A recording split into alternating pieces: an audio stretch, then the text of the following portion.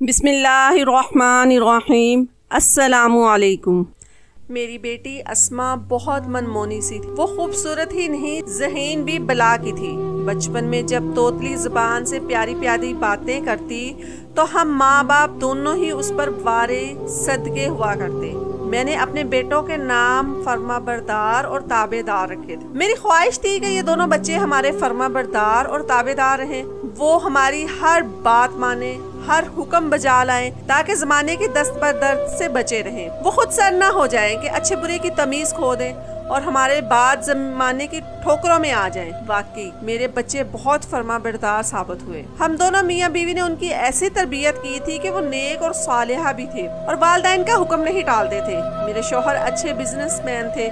उन्होंने काफ़ी मेहनत से अपने बच्चों को पढ़ाया लिखाया। अपने वालिद की तरफ से विरसे में उन्हें एक मकान और एक दुकान मिली थी और एक दुकान मेरे शौहर ने अपनी मेहनत से बना ली थी। इस तरह एक आबाई घर के अलावा उनकी मलकियत में 2 दुकानें आई। किराए से कुछ आमदन हो जाती थी। अस्मा घर में सबसे लाडली थी। ये प्यारी सी गुड़िया माँ बाप की ही नहीं, अपने भाइयों की भी आंखों का तारा थी। दोनों भाई इस पर जान छिड़कते थे। वो फरमाबरदार को फरमान और ताबेदार को ताबिया पुकारती। उसे ज्यादा मेरे खामद का प्यार हासिल था, तभी वो अपने भाइयों को खातिर में ना लाती। अपनी हर बात मनवा लेती। जिद्दी भी बहुत थी और अक्सर भाइयों की चीजों पर कब्जा कर लेती थी। वो बाखुशी बहन के हक में दस्तबरदार हो जाते क्योंकि वो उस पर फिदा थे। खिलौने, किताबें, खाने पीने की अशिया, गर्ज अस्मा उनकी जो चीज चाहती उठा लेती और वो उसको ना रोकते टोकते थे।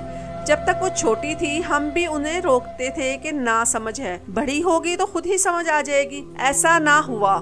बड़ी होती गई तो वो मजीद जारियत पसंद हो गई। एहसास से मलकियत उसमें कूट कूट कर भर गया। जिस चीज पर हाथ रख देती मजाल है कि कोई भी उस शय को वापस उससे ले सकता। बड़े भाई का पेन होता या छोटे की कलाई की घड़ी, अगर उसे पसंद आ जाती तो वो उनसे झपट लेती और फिर हक के मलकियत से बरगज़त बर्दार ना होती। वो बेचारे मुंह देखते रह जाते, चुप हो जाते और मेरे मियाँ कहते कि छोड़ो और ले लेना, छोटी बहन का दिल ना तोड़ो। ताहम अब मैं महसूस करने लगी थी कि ये बेलगाम होती जा रही है। इसे अपनी बात मनवाने की आदत पड़ गई है। अपनी हर ख्वाहिश को पूरा करवाना अपना फर्ज समझती है। कभी अगर इसकी फरमाइश पूरी ना हो पाती तो आसमान सर पर उठा लेती। मैं खौफजदा रहने लगी कि ये अच्छी बात नहीं। ये आदत आगे चलकर इसके हक में बुरी साबित हो सकती है। माँ बाप, बहन भाई हर कदम पर उसके साथ रायत बरतते थे, मगर जमाना तो ऐसा नहीं था। जबकि हक के मालिकियत को उसने अपनी फितरत बना लिया था। उसकी उम्र 16 बरस हो गई। मैं अस्मा को रोकने टोकने लगी कि अब तुम बड़ी हो गई हो, अच्छे बुरे की तमीज करना सीखो और इसी तरह बेलगाम ना होती जाओ कि तुम्हारी ख्वाहिशात तुम्हें किसी घड़े में गिरा दे। तब तुम्हें ही नहीं हम सबको तकलीफ होगी। वो मेरी बात ना समझती, बल्कि एक कान से सुनकर दूसरे कान से निकाल देती। अगर डांट डपट करती तो उसके वालिद आड़े आ जाते कि क्या हो गया है तुम्हें, क्यों बच्ची के पीछे पड़ गई हो, अभी उसकी उम्र ही क्या है, वक्त के साथ सख्त ज़हन हो जाएगी। मैं कहती कि ये बेटी है और बेटियां पराया धन होती हैं, पराए घर जाना है। आज अगर हम अस्मा को अच्छा बुरा नहीं बताएंगे तो कल को ये ससुराल वालों के हाथों ख्वार होगी। माएँ बच्चियों को ऊंच नीच समझाती हैं। मुझे इसे समझाने दो, मगर वो हमेशा मुझे गलत और अपनी बेटी को सही कहते रहते। उनकी शय पाकर वो और भी दलेर और शेर हो जाती थी। अब मेरे बेटे भी महसूस करने लगे थे कि उनकी बहन हर वक्त ज्यादती करती है। छोटी होने के बावजूद बात बात पर उनकी बेइज्जती कर देती। वालिद के डर से उसे कुछ ना कहते वो और सब्र कर लेते। वक्त तेजी से गुजरने लगा। तीनों बच्चे बालिग और बाशऊर हो गए। बड़े बेटे ने ग्रेजुएशन करने के बाद वालिद की दुकान संभाल ली, जबकि छोटा अभी पढ़ रहा था कि अचानक मेरे खामद बीमार पड़ गए। अस्मा ने मैट्रिक कर लिया था और अब वो सेकंड ईयर की तालिबा थी कि इन्हीं दिनों मेरी सौतेली नंद अस्मा के लिए अपने बेटे का रिश्ता मांगने हमारे घर आ गई। मैंने इनकी खूब खातर मदारत की क्योंकि मेरे मियाँ अपनी बहन से बहुत प्यार करते थे। वो उम्र में उनसे 4 साल बड़ी, बहुत अदब करते थे। हमारे ससुर साहब ने 2 शादियाँ की थी। पहली बीवी से मेरी ये नंद फाकरा पैदा हुई और जब ये 5 बरस की थी तो इनकी माँ फौत हो गई। तब ससुर साहब को दूसरी शादी करना पड़ी। मेरे शौहर और बाकी इनकी बहन भाई दूसरी बीवी से थे। हमारी सास बहुत अच्छी थी। उन्होंने उन्होंने फाखरा को बहुत प्यार और तरीके से पाला था, सगी औलाद की तरह समझा, लिहाजा उनके बच्चे भी अपनी बहन से बहुत प्यार करते और सखी सौतेली का फर्क उनमें नहीं था। सभी एक घर में पले बढ़े, उनका आपस में प्यार मसाली था। जब उसने मुझे से रिश्ते की बात की तो मैंने जवाब दिया कि तुम्हारी ख्वाहिश सर आंखों पर, ये हमारी इज्जत अफजाई है, लेकिन अपने भाई को घर आने दो, वही जवाब देंगे। मैं उनकी मर्जी की ताबिया हूँ। अभी हमारी ये बात कर ही रहे थे कि मेरे शौहर कदीर घर आ गए। उन्होंने बहन का मदा सुना तो इनकार न कर सके और हाँ कर दी। उस वक्त अस्मा कॉलेज गई हुई थी। वो घर आई तो उसके फरिश्तों को भी इल्म न था कि आज वालिद और पुप्पी ने उसकी किस्मत का फैसला कर दिया है। मैंने अस्मा को डिस्टर्ब ना किया, सोचा कि सालाना इम्तिहान सर पर हैं, इम्तिहान हो जाएंगे तो बता दूंगी। हमारे बच्चे फुप्पी से प्यार करते थे, भला उसे इस रिश्ते पर क्या एतराज हो सकता था। सालाना इम्तिहान हो गए। मेरे शौहर की सेहत रोज बरोज खराब होती जा रही थी। इन्हीं तशवीश लाहक होने लगी कि बच्चों की जल्द से जल्द शादियां कर दी जाएं। खुसूसन वो बेटी को अपनी जिंदगी में ही उसके घर का कर देना चाहती थी। इंटर के पेपर हो गए तो मेरी नंद फाखरा बाजी हमारे घर शादी की तारीख लेने आ गई। कदीर भी यही चाह रहे थे कि जल्द से जल्द इस फर्ज से सबको दोष हो जाए। उन्होंने तारीख तय कर दी और मिठाई मंगवाई तो अस्मा को इल्म हुआ कि उसकी शादी की तारीख पक्की हो गई। ये खबर सुनकर तो उसका रंग उड़ गया। बजाय खुशी का इजहार करने के वो परेशान होगी और कहा, अम्मी जान मेरा यहाँ रिश्ता ना किया जाए, आप अब्बा जी को बता दीजिए मैं यासिर के साथ शादी करने पर रजामंद नहीं हूँ। मैंने कहा, बेटी तुम यासिर के साथ शादी करने पर रजामंद क्यों नहीं हो, जबकि वो देखा भाला लड़का है, पढ़ा लिखा है और उसमें बज़ाहिर कोई बुराई नजर नहीं आती। तुम्हारी फुप्पी तुमसे बहुत प्यार करती हैं और खुशहाल घराना है उनका, तुम्हें इस रिश्ते पर क्या एतराज है। अपनों में रिश्ता मिल रहा है, हम तुम्हारा मुस्तकबिल महफूज देख रहे हैं। उसने बड़ी सख्ती से इनकार किया और कहा कि मैं अभी पढ़ना चाहती हूँ। आपको पहले दोनों भाइयों की शादी की फिक्र करना चाहिए थी। आपको मेरी शादी की क्यों इस कदर जल्दी पड़ गई है? मुझे नहीं, तुम्हारे वालिद और उनकी बहन को जल्दी है। तुम्हारे अब्बा जी दरअसल यूँ फिक्रमंद हैं कि बीमार रहने लगे हैं। अगर तुम बीए करना चाहती हो तो तुम्हारी फुफ्फी से 2 बरस की मोहलत मांग लेते हैं। मैं मोहलत की बात नहीं कर रही, ये कह रही हूँ कि मुझे फुप्पी के बेटे यासिर से शादी नहीं करनी। आखिर इसकी वजह क्या है? वजह तो बताओ, कोई वजह तो होगी। बहरहाल आप जानती हैं मैं बहुत जिद्दी हूँ। आपको बता दूं, अगर मेरे साथ जबरदस्ती की गई तो सच कहती हूँ कि ये मेरी ही नहीं सबकी तबाही होगी। मैंने बेटी के कड़े तेवर देकर शोहर को आगाह किया, मगर उन्होंने अस्मा के इनकार को संजीदा न लिया। बोले, आज तक मैं उसकी हर बात मानता आया हूँ, कभी कोई फरमाइश कोई बात रद्द नहीं की, तो आज उसे भी मेरी बात मानना पड़ेगी। मैं उसकी फुफ्फी को हाँ कर चुका हूँ। वैसे भी तुम उसके इनकार को इतना संजीदगी से मत लो।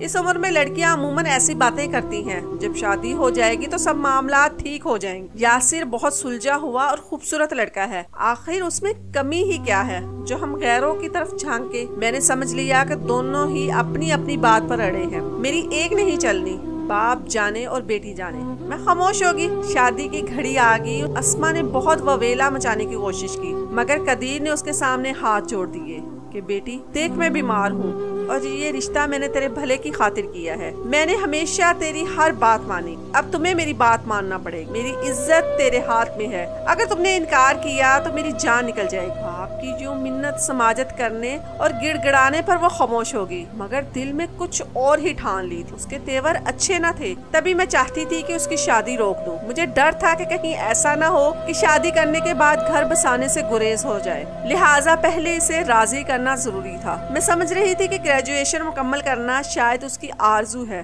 तभी उसकी फुफ्फी से बात की तो वो बोली कि ये कोई वजह नहीं है शादी में देर करने की। वो शादी के बाद भी अगर कॉलेज जाना चाहे तो हम उसे मना नहीं करेंगे। अस्मा की जिद के बावजूद मेरे शौहर ने उसकी शादी अपने भांजे से मुकर्ररा तारीख पर करके ही दम लिया। वो आंसू बहाती फुफ्फी के घर रुखसत हो और कदीर ने सुख का सांस लिया कि चलो एक फर्ज तो अदा हुआ, लेकिन सुख का ये सांस आर्जी साबित हुआ। बावजूद इसके कि प्यारी बेटी को उन्होंने बहुत जहेज दिया, लेकिन वो किसी तरह खुश ना हुई। अभी शादी को 1 हफ्ता गुजरा कि अस्मा की सास का फोन आ गया, अपनी बेटी का सामान ले जाओ और बेटी को भी घर ले जाओ, हमें ऐसी बहू नहीं चाहिए। इस फोन को सुनकर मेरे शौहर घबरा गए और हम उसी वक्त फाखरा बाजी के घर चले गए। फाखरा बाजी ने बताया कि तुम्हारी लड़की बिल्कुल ताउन नहीं कर रही। मैं तो इसे अपनी प्यारी भतीजी समझकर लाई थी, मालूम नहीं था कि ये ऐसी बेलचक निकलेगी। घर को घर समझने पर तैयार ही नहीं है। मुझे ऐसी बहू नहीं चाहिए। समझाने की मैंने बहुत कोशिश की तो जुबान चलाती है आगे से, कहती है कि देख लूंगी। मैं तुम्हें भला इस तरह घर बसाए जाते हैं? बात पार पर मुझे आंखें दिखाती है। अभी वो यही बात कर रही थी कि अचानक अस्मा बीच में बोल पड़ी और कहा कि मैंने भी यहाँ नहीं रहना। मैं इनके सब काले करतूत जान चुकी हूँ। ना ही इनका बेटा बीवी के काबिल है और आपकी बहन तो रात के वक्त। अस्मा ने ये बात कही तो मेरे शौहर ने उसके मुंह पर थप्पड़ दे मारा और उसे चुप रहने को कहा। फिर मेरे शौहर बोले, बहन अस्मा यहाँ आबाद रहे ना रहे, मैं इसका जहेज का सामान आपके घर से हरगिज नहीं उठाऊंगा। आप बेशक इस सामान को बाहर फेंक दें।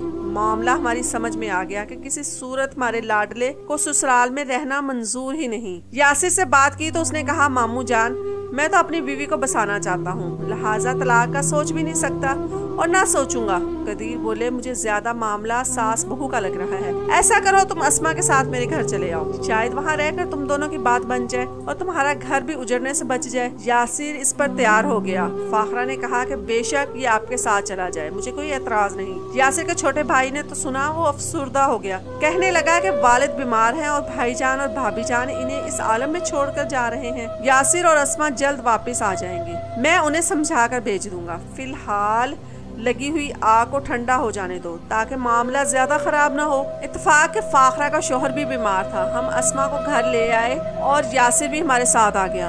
तब हमारी बेटी का ज्यादा मूड खराब हो गया। दामाद को क्यों साथ ले आए हैं? क्या दामाद सास ससुर के घर पर पड़ाव डाले हुए अच्छे लगते हैं?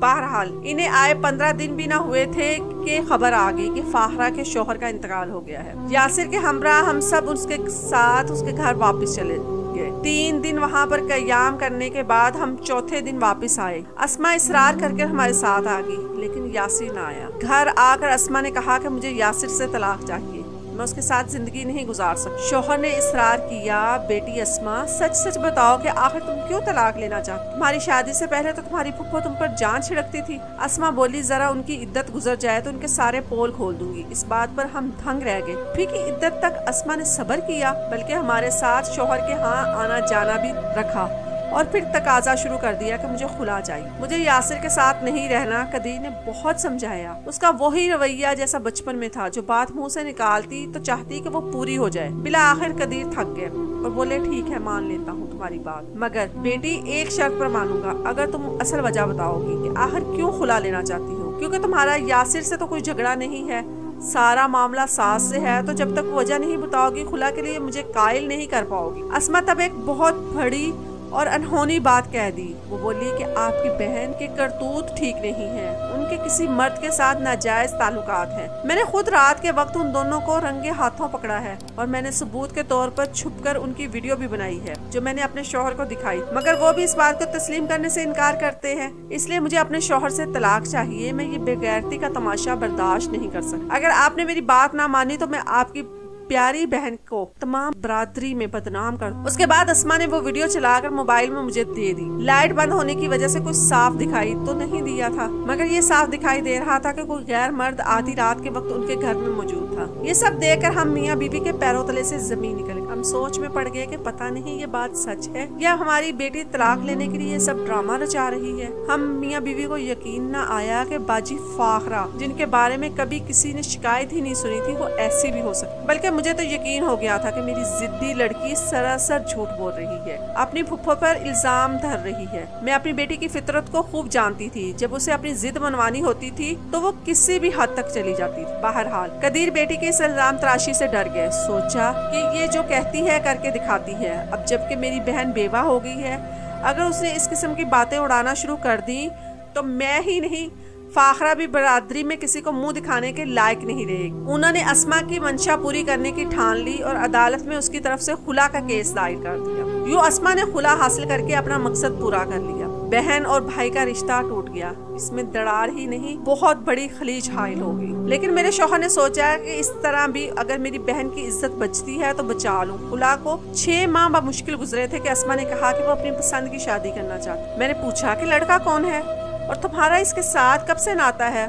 बोली, शादी से पहले की वाकफियत है। मेरी क्लास फेलो का भाई है और उसे लेने कॉलेज आता था, तभी हमारी वाकफियत हुई। हमने आपस में शादी के अहदो पैमान कर रखे। ख्याल था कि तालीम मुकम्मल करने के बाद आप लोगों को बता दूंगी, लेकिन अब्बा जान ने इतनी मोहलत ही न दी और अपनी मनमानी करते रहे। मैं अस्मा की जुर्रत पर हैरान थी कि कि वो ये बातें करते हुए जरा सी भी झिझक महसूस नहीं कर रही थी। इतनी बेबाक थी वो। मेरा ख्याल दुरुस्त था कि वो अपनी फुफ्फो पर तोहमत लगाकर उसने उससे गुल्लू खलासी करा ली और अपना मकसद हासिल कर लिया। जानती थी कि चाहत की खातिर जान पर खेल जाने वाली ये लड़की अब अपने इरादे से बाज आने वाली नहीं। लिहाजा मैंने उसका साथ देने की ठान ली और दोबारा उसका घर बसाना था, क्योंकि मेरे शौहर को कैंसर हो गया था। उनकी जिंदगी का कोई भरोसा नहीं था। अब मैं कदीर को अस्मा की बात से आगाह नहीं कर पाई कि वो अचानक बीमार हो गए और कुछ दिनों में ही इस दुनिया से चल बसे। बच्चों की तमाम जिम्मेदारियां मेरी कंधों पर आ पड़ी और सबसे बड़ी जिम्मेदारी अस्मा की थी। मुझे हर हाल में उसे निपटाना था। उसकी ख्वाहिश पर मैंने उस लड़के को बुलाया जिसका नाम रुस्तम था और जिससे वो प्यार रचाने को मेरी बेटी ने ये मार का सर अंजाम दिया था। बिला आखिर खुला लेकर ही दम लिया। पहली नजर में ही रुस्तम मुझे पसंद तो ना आया। यूँ तो वो खूबरू और पढ़ा लिखा लड़का था और खुशहाल खानदान का चश्मो चिराग था, मगर वो दोहरी शख्सियत का मालिक था। उसका एक रूप बज़ाहिर बहुत अच्छा और दिलकश, जबकि दूसरा रूप घटिया और कमतर था। इस मुख्तसर से इंटरव्यू के बाद मैंने अपनी बेटी को आखिरी बार समझाना अपना फर्ज समझा और उसे बताया कि बेटी, ये लड़का सही नहीं है, बाद में कहीं तुम्हें पछताना ना पड़े। अम्मी, पछतावे का लफ्ज तो मेरी लुगत में ही नहीं है। जो काम करती हूँ यूँ डट कर करती हूँ और फिर नहीं पछताती हूँ और ना कदम पीछे हटाती हूँ। आप बस मेरा निकाह रुस्तम से करवा दी, कोई और चारा ही नहीं था। बेटों को किस तरह राजी किया और बेटी का निकाह उसके मनचाहे शख्स से कराकर उसे रुखसत कर दिया। शादी के 15 रोज बाद वो आई और बताया कि रुस्तम कहता है कि जबकि तुम्हारी पहली शादी पर वालिदैन ने इतना ज्यादा जहेज दिया था, अब क्यों नहीं दिया। मैंने कहा कि उसने शादी के वक्त तो कोई डिमांड नहीं की। अगर अब उसका ये मुतालबा है तो तुम फहरिस्त ला दो, मैं तुम्हारे भाइयों को दे दूंगी और वो सब कुछ ला देंगे तुम्हें। 2 रोज बाद मेरी बेटी दोबारा आई, बोली माँ ये रही फहरिस्त। मैंने पढ़ी। जहेज के अलावा उसमें हमारी जायदाद की तफसील के साथ मुतालबा था कि इसके जायदाद में जो हिस्सा अस्मा का बनता है वो हमारे हवाले कर दे। इस मुतालबे पर मैं लर्ज कर गया। मैंने कहा, अस्मा, इस लालची आदमी ने ये क्या मुतालबा कर दिया, जबकि ये जायदाद मेरे नाम है जिसमें हम रहते हैं। वो बोली, तो मकान को जल्द से जल्द फरोख्त करके मेरा हिस्सा मुझे दे दीजिए। मैंने बेटों से बात की। वो बोले, अम्मी, बहन का घर तो हमने बहरहाल बसाना है ना, हम घर बेचकर किराए के मकान में मुंतकिल हो जाते हैं और इसका हिस्सा दे देते हैं। बस उन्होंने औने पौने घर बेचा और जो हिस्सा बहन का था उसे दे दिया। तो उसके शौहर ने कहा कि आपकी दुकान भी है और इसमें जो हिस्सा बनता है वो भी दे दे। फरमान बोला, भाईजान, वो दुकान अम्मी जान को उनके वालिद साहब की तरफ से मिली थी और अम्मी अभी हयात हैं। ये दुकान हमारे जरिया रोजगार है, अगर इसको बेच देंगे तो खाएंगे कहाँ से। जो दुकान अब्बा जान ने खरीदी थी वो इनके इलाज के लिए बेची थी। उसने कहा, आपकी बहन मुझसे शादी करना चाहती थी। हमने तब शर्त रखी थी, अगर तुम जायदाद में से हिस्सा लाओगी तो हमारी शादी हो सकती है, वरना नहीं। पूछ लिया अपनी बहन से। उसने कहा था कि मैं वादा करती हूँ कि माँ बाप की जायदाद बुकवा कर हिस्सा लाऊं, मगर मुझसे तुम्हें शादी जरूर करनी हो। उसने मेरी शर्त को माना और मैंने निकाह किया। अब इसे अपनी शर्त पूरी करना पड़ेगी। इसका मतलब है कि अब हम दुकान बेचकर सड़क पर बैठ जाएं। मैं बेवा हो चुकी थी और मेरे बेटे बेचारे अभी पूरी तरह बात की वफात के सदमे से संभल नहीं पाए थे और ना ही वो माली लिहाज से संभले थे, क्योंकि दुकान फरोख्त करके हम कदीर की बीमारी पर लगा चुके थे। अब एक घर रहने की खातिर एक दुकान जरिए रोजगार बाकी रह गया, जो मेरे मरने के बाद ही बच्चों को मिलने वाली। मैं अभी जिंदा थी और ये दोनों चीजें मेरे शौहर वफा से कबल मेरे नाम कर गए, ताकि बच्चे कहीं बुढ़ापे में मुझे दर बदर न कर दें। बेटों ने तो ऐसा ना किया, मगर बेटी जो अल्लाह की रहमत कहलाती है, उसने रुस्तम के साथ मिलकर हमें जरूर कंगाल और दर बदर कर दिया। पहले मेरा घर बिकवा दिया, फिर दुकान के पीछे पड़ गई। बिला आखिर दुकान बिकवाई और अपना हिस्सा ले गई। आज ये आलिम है कि ना घर रहा और ना ही दुकान। अस्मा ने हमें आलमे किस्म परसी पर में धक्का दे दिया, मगर वो इस अमर पर बिल्कुल शर्मिंदा नहीं थी। कहती है कि मैंने जो किया बिल्कुल ठीक किया। मेरे बेटे दोबारा बकिया पैसों से दुकान ना खरीद सके और वो रकम भी तितर बितर होगी। आज दोनों किसी की दुकान पर नौकर हैं, जबकि किराए के मकानात में हम जगह जगह भटकते फिरते हैं। रोज बरोज किराए महंगे होते जा रहे हैं, फिर घर बदल कर कोई सस्ता किराए का मकान तलाश करते हैं। अब एक घटिया से मोहल्ले में एक कमरे के घर में रह रहे हैं। उसकी बोसीदा छत बारिश में टपकने लगती है। मेरे मरने के बाद अगर बेटी अपना हिस्सा लेती तो कम से कम मुझे बुढ़िया को यूं दर बदर न होना पड़ता। सच है कि बेटियां रहमत होती हैं और इन्हें इनका हिस्सा भी मिलना चाहिए, मगर वालिदैन की वफात के बाद जिंदा बूढ़े माँ बाप को घर से धक्का देकर निकालना कहाँ की नेकी है। आज इस बात को 3 साल गुजर गए हैं औलाद न होने की वजह से अस्मा के शौहर ने दूसरी शादी कर ली है। अस्मा इस घर में सिर्फ एक नौकरानी जैसी हैसियत रखती है। जब भी मेरे पास आती है मेरे पैर पकड़कर माफी मांगती है और बताती है कि रुस्तम से शादी के लिए